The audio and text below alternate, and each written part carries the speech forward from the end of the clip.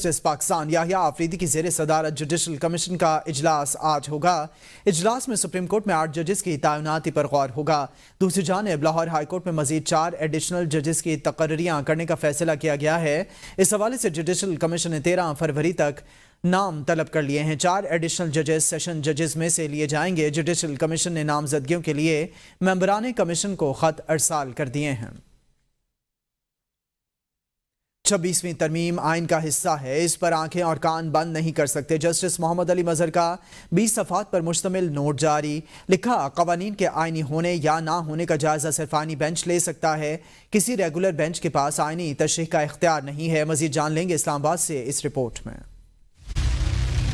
Supreme court आइनी bench के रुकन जस्टिस मोहम्मद अली मजहर ने अपने नोट में लिखा कि आइनी बेंच ने दुरुस्त तौर पर 2 रुकनी बेंच का हुक्मनामा वापस ले लिया। 26वीं तरमीम में सब कुछ खुली किताब की तरह वाज़ेह है। 26वीं तरमीम को पार्लियामेंट या सुप्रीम कोर्ट का फैसला ही खत्म कर सकता है। जब तक ऐसा हो नहीं जाता, मामलात इस तरमीम के तहत ही चलेंगे। जस्टिस मोहम्मद अली मजहर ने यह भी लिखा कि आइनी तशरीह कम अज कम 5 रुकनी आइनी बेंच ही कर सकता है। किसी रेगुलर बेंच को वो नहीं करना चाहिए जो इख्तियार मौजूदा आइन इसे नहीं देता। आइनी बेंच ने जस्टिस मंसूर अली शाह और जस्टिस अकील अब्बासी के हुक्मनामे वापस लिए थे। नोट में कहा गया कि 2 रुकनी बेंच का टैक्स केस में बुनियादी हुक्मनामा वापस हो चुका। बाद की सारी कार्रवाई बेवकूफ है।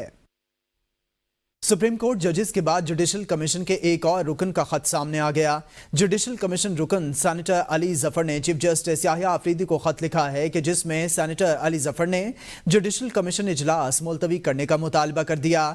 सेनेटर अली जफर ने खत में लिखा कि जब तक इस्लामाबाद हाई कोर्ट जजेस सीनियरिटी का मामला हल ना हो जाए, इजलास मौखर किया जाए। जजेस के ट्रांसफर से इस्लामाबाद हाई कोर्ट की सीनियरिटी लिस्ट तब्दील हो गई। जजेस के तबादले से तासुर है कि सारा इंतजाम बानी पीटीआई और बुशरा बीबी की अपीलों के लिए बंदोबस्त किया गया है। मुनासिब होगा कि जजेस की सीनियरिटी का मसला हल होने तक कमीशन इजलास मौखर किया जाए। कमीशन ने अगर इजलास करना ही है तो ट्रांसफर शुदा जजेस को ज़ेर गौर ना लाया जाए। मौलाना फजलुर रहमान कहते हैं कि 8 फरवरी को बदतरीन धांधली के जरिए जाली पार्लियामेंट बनाई गई। धांधली के जरिए बनने वाली हुकूमत की आवाम की नज़र में कोई हैसियत नहीं। मौलाना फजलुर रहमान का कहना था कि मौजूदा पार्लियामेंट की कोई हैसियत नहीं है। जाली पार्लियामेंट धांधली के जरिए वजूद में आई। तुम्हें जाली पार्लियामान मुबारक हो, हम आवाम की हकीकी पार्लियामेंट के साथ हैं। धांधली की असेंबली पे नाज होगा। तुमने पिछले साल 8 फरवरी को जो बदतरीन धांधली की थी और आज भी उसकी स्याही और उसकी तारीकी मुल्क पर छाई हुई है। कहता है कि फलस्तीनियों को फलस्तीन पर हम कब्जा करेंगे। अक़वाम मुत्तहिदा ने करारदाद के जरिए दुनिया को कहा कि इन यहूदियों को बसाना ये बैनुल अक़वामी जिम्मेदारी होगी। आगे बढ़ें और आपको बताएं, जुनेद अकबर और कामरान मुर्तज़ा की एबीएन न्यूज़ के प्रोग्राम डिबेट एट 8 में गुफ्तगू। जुनेद अकबर ने कहा कि पुरअमन एहतजाज करने पर भी FIRs काटी जा रही हैं। मौजूदा हुकूमत की कोई औकात नहीं जो हमें मुज़ाकरात की ऑफर कर सके। कामरान मुर्तज़ा बोले कि हमारा पहले दिन से मौक़िफ़ है कि इंतखाबात शफाफ नहीं हुए। पीटीआई इलेक्शन को तस्लीम नहीं करती और पार्लियामान में भी बैठी है। अब हमें पॉलिटिकल एक्टिव आज भी हमारे पुरअमन एहतजाजों पे जो सारी तीनों सूबों में FIR काटी गई। कल भी इस्लामाबाद से लोगों को गिरफ्तार किया गया, पिंडी से रास्ते में लोगों को गिरफ्तार किया गया। जब आप हमें पॉलिटिकल एक्टिविटी नहीं करने देते, हम पे जमीन तंग करते हैं, सियासी स्पेस नहीं देते, तो हमारे पास क्या ऑप्शन रह जाता है? वो बेख्तियार बंदा क्या मुज़ाकिरात की ऑफर हमें करेगा? उसके पास है क्या, उसकी औकात क्या है कि वो हमें मुज़ाकिरात की ऑफर कर दे? ये तो पहले से मुतालबा है कि इलेक्शन तस्लीम नहीं हुआ है। ये तो 8 फरवरी के इलेक्शन का रिजल्ट किसी ने तस्लीम नहीं किया था। मासवाए उन लोगों की जो हुकूमत में बैठे हुए हैं, शायद उनमें से भी लोगों को जो ना तहफ़्फ़ुज़ात है इसमें बहुत से लोगों। आपको बताएं नाज़रीन के इंतखाबात को 1 साल गुजर जाने के बावजूद इलेक्शन ट्रिब्यूनल्स ने 70% शिकायत का ताहाल फैसला नहीं किया। फाफिन ने इलेक्शन ट्रिब्यूनल्स के हवाले से रिपोर्ट जारी कर दी है। फाफिन की रिपोर्ट के मुताबिक बलूचिस्तान के ट्रिब्यूनल्स ने 51 में से 41 दरखास्तों पर फैसला सुनाया। पंजाब के ट्रिब्यूनल्स ने 192 में से 45 दरखास्तों पर फैसला दिया।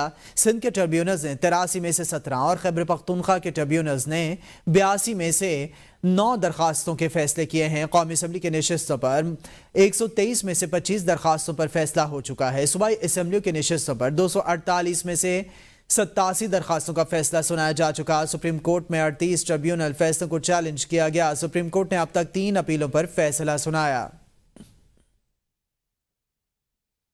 वज़ीर इत्तलाअत अताउल्लाह तारड़ ने कहा है कि पीटीआई का यौम स्याह बुरी तरह नाकाम हुआ है। लोगों ने एहतजाज की कॉल मुस्तरद कर दी। इनसे तो हमारा एक यूनियन काउंसिल का जलसा बड़ा था। एक दौर था जब लाउड स्पीकर्स पर मुखालिफिन को पुकार कर पगड़ियां उछाली जाती थीं। कारकुनों और पार्टी रहनुमाओं को मुश्किलों में डाला गया।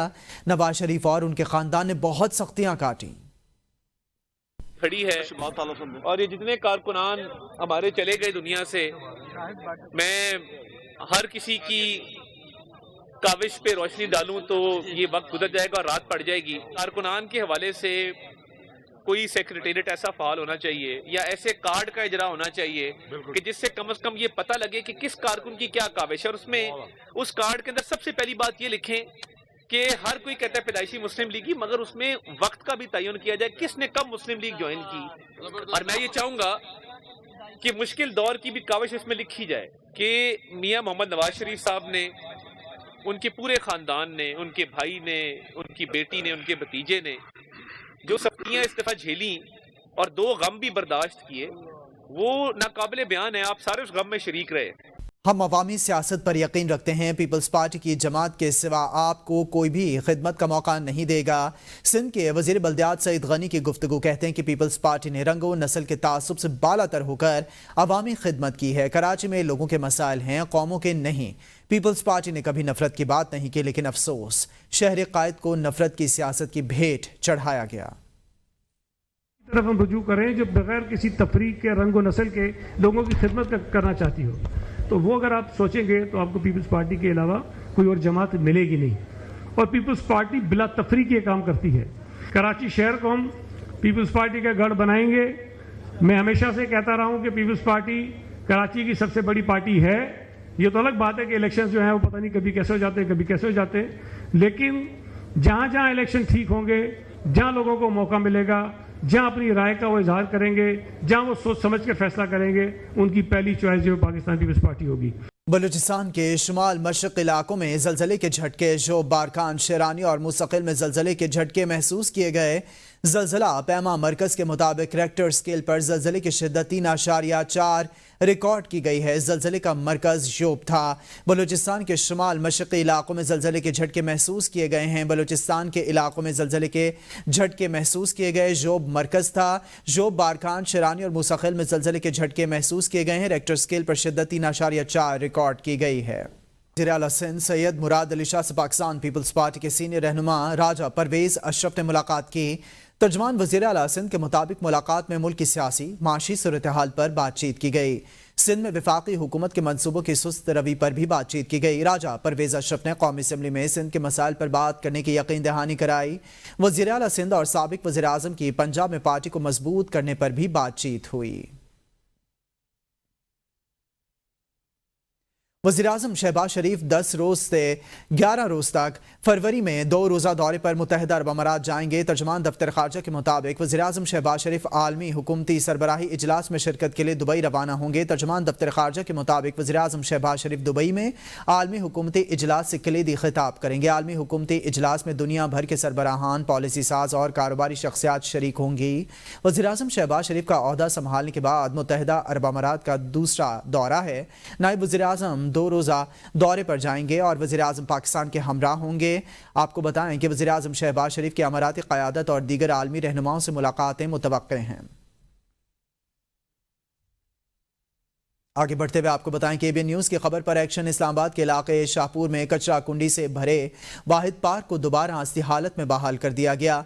एबीएन न्यूज़ ने मामला उठाया तो सीडीए ने कचरा उठा लिया। शहरी खुश हैं। मजीद देखेंगे इस्लामाबाद से अरशद शाद की ये रिपोर्ट।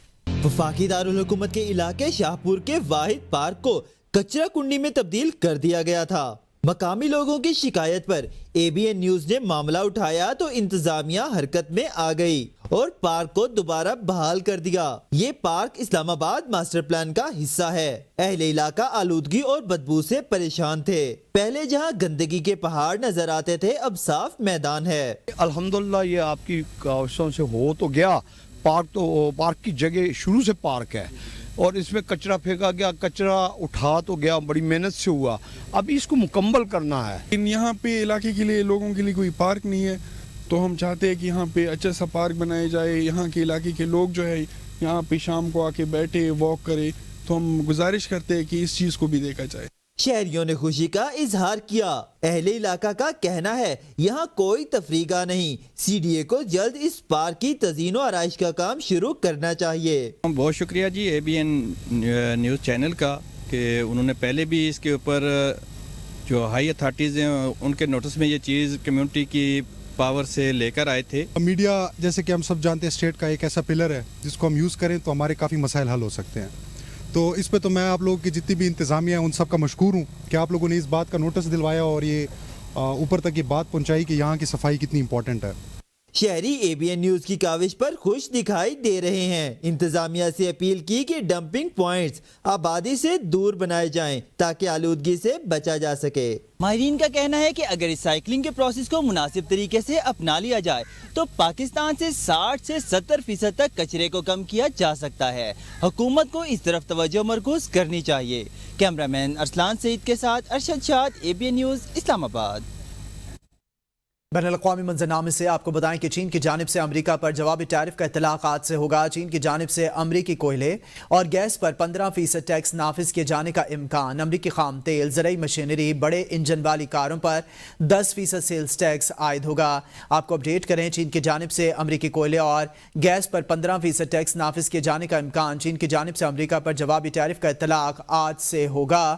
آپ کو بتائیں کہ امریکی خام تیل، زرعی مشینری، بڑے انجن والی کاروں پر 10% ٹیکس نافذ ہوگا۔ چین کی جانب سے امریکہ پر جوابی ٹیرف کا اطلاق آج سے ہوگا۔ سرکاری اداروں کو ختم کر کے فضول خرچی روکنے کا حق عوام نے دے دیا۔ امریکی صدر ڈونلڈ ٹرمپ نے کہا ہے کہ امریکیوں کے ٹیکس کا پیسہ بچانا چاہتا ہوں۔ ایلن مسک نے کوئی فائدہ اٹھائے بغیر بہت مدد کی ہے۔ میں نے مسک کو امریکی ایجنسی برائے بین الاقوامی ترقی کو ختم کرنے کی ہدایت کی۔ محکمہ تعلیم اور اس کے بعد فوج کا آڈٹ کرنے کا کہوں گا۔ واضح رہے، ڈونلڈ ٹرمپ نے مسک حکومتی اخراجات پر قابو پانے کے محکمے کا سربراہ بنایا تھا۔ برطانیہ میں فضائی آلودگی سے سالانہ 1100 افراد پھیپھڑوں کے کینسر میں مبتلا۔ برطانوی اخبار کے مطابق 2022 میں 515 مردوں 590 خواتین کو زہریلی ہوا کی وجہ سے کینسر ہوا۔ ہوا میں موجود زہریلے مادوں سے کینسر کی شرح فن لینڈ سے 4 گنا زیادہ۔ ماہرین کا کہنا ہے کہ حکومت کو فضائی آلودگی روکنے کے لیے کام کرنا ہوگا۔ سندھ کے صحرائی حسن کو دنیا کے سامنے لانے کے لیے ایک تاریخی لمحہ، پہلی third desert safari train Umerkot پہنچ گئی، جہاں مقامی ثقافت کی جھلک نمایاں تھی۔ پرکاش کمار رپورٹ کر رہے ہیں۔ ریلوے اسٹیشن پر ڈپٹی کمشنر SSP عمرکوٹ، پاک فوج کے افسران اور دیگر معززین نے مسافروں کا شاندار استقبال کیا۔ مختلف مکاتب فکر سے تعلق رکھنے والے افراد نے اس تاریخی سفر میں شرکت کی۔ چھور اسٹیشن پر مسافروں کا روایتی انداز میں استقبال کیا گیا۔ معصوم بچوں نے ثقافتی ملبوسات میں مہمانوں کو گلدستے پیش کیے۔ سیکرٹری ثقافت سندھ نے کہا کہ تھر کے علاقے چھور اسٹیشن پہنچ کر بہت خوشی ہوئی اور یہاں ہمیں بے حد محبت ملی۔ یقیناً اس وقت ہم کراچی سے چھور پہنچ چکے ہیں۔ ہم نے صبح سے اپنا سفر شروع کیا تھا 9 بجے۔ یہ تھرڈ ڈیزرٹ ٹرین سفاری میں ہم اپنے مسٹر سید علی شاہ کے ساتھ اور ہمارے ساتھ 100 کے قریب مہمان ہیں جو ہم کراچی سے سفر شروع کر کے اس وقت چھور پہ پہنچے ہیں۔ اس موقع پر managing director Sindh tourism corporation کا کہنا تھا کہ یہ اقدام نہ صرف سیاحت کے فروغ کا ذریعہ بنے گا بلکہ مقامی ثقافت کو بھی اجاگر کرے گا۔ سفاری ٹرین سندھ کے سیاحتی مستقبل کے لیے ایک امید کی کرن ہے اور امید ہے کہ یہ منصوبہ مستقبل میں بھی جاری رہے گا تاکہ مزید سیاح ان خوبصورت مناظر سے محظوظ ہوں۔ صادق آباد سے آپ کو بتائیں کہ تویا اور تندور کی روٹی تو سبھی کھاتے ہیں، لیکن صحرائے چولستان کی سوغات کو کی روٹی کا ذائقہ اور منفرد طریقہ تیاری اسے خاص بناتا ہے۔ یہ روٹی تپتی ریت پر تیار کی جاتی ہے اور مقامی زبان میں اسے کوکی کہا جاتا ہے۔ ایک کوکی روٹی 10 بندوں کے لیے کافی ہوتی ہے۔ شہری اپنے دوستوں کے ہمراہ چولستان کا رخ کرتے ہیں اور اس لذیذ روٹی کو انجوائے کرتے ہیں۔ عمر بخش کی خصوصی رپورٹ دیکھ لیتے ہیں۔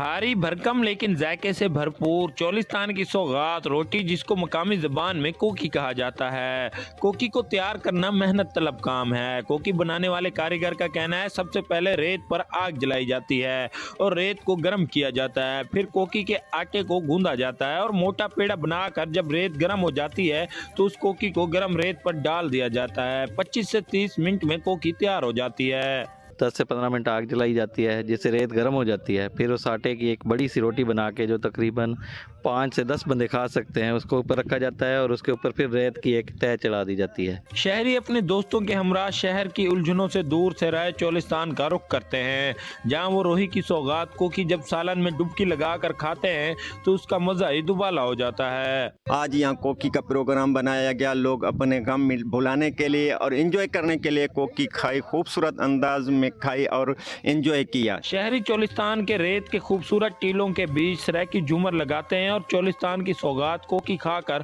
खूब एंजॉय करते नजर आते हैं।